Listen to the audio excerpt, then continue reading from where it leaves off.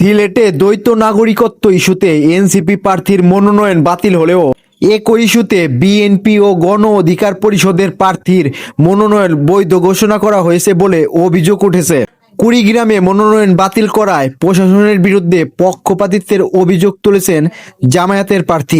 মনোনয়নপত্র বাতিলের সিদ্ধান্তে আরও বেশ কয়েকটি জেলার রিটার্নিং অফিসারের প্রতি ক্ষোভ জানিয়েছে জামায়াতে ইসলামী, জাতীয় নাগরিক পার্টি বা এনসিপি, এবি পার্টি সহ বেশ কিছু রাজনৈতিক এবং স্বতন্ত্র প্রার্থীরা, যাদের অনেকে অভিযোগ করেছেন সামান্য ভুলের জন্য তাদের মনোনয়ন বাতিল করা হলেও প্রশাসনের পছন্দের প্রার্থীদের একই ভুল এড়িয়ে যাওয়া হচ্ছে। একটি নির্দিষ্ট রাজনৈতিক পক্ষকে সুবিধা দিতে প্রশাসন একপক্ষীয় আচরণ করছে বলে দাবি করছে তারা।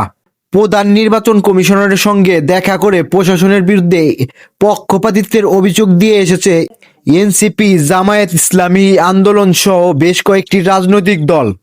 যদিও মনোনয়ন যাচাই বাছাই স্থগিত কিংবা বাতিল করার ক্ষেত্রে আইনের কোনো ব্যত্যয় হচ্ছে না বলে দাবি রিটার্নিং কর্মকর্তাদের, নির্বাচনের আগে প্রশাসনকে চাপে রাখতেই এমন অভিযোগ তোলা হচ্ছে বলে মনে করেন তাদের কেউ কেউ।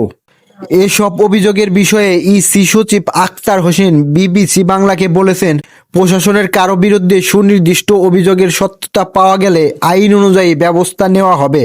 নির্বাচনী আইন অনুযায়ী মনোনয়ন বাতিল হওয়া ক্ষুব্ধ ব্যক্তিরা নির্বাচন কমিশনের কাছে আপিল করতে পারবেন।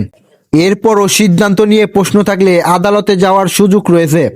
যদিও প্রার্থী ও ভোটারদের আস্থা ধরে রাখতে কমিশনকে নির্বাচন সংশ্লিষ্ট যে কোনো অভিযোগ গুরুত্বের সঙ্গে বিবেচনায় নেওয়া উচিত বলেছেন নির্বাচন ব্যবস্থার সংস্কার কমিশনের সদস্য জেসমিন টুলি। নির্বাচন কমিশনের তথ্য অনুযায়ী ত্রয়োদশ জাতীয় সংসদ নির্বাচনে অংশ নিতে 300 আসনের মোট 2568টি মনোনয়নপত্র জমা পড়েছিল।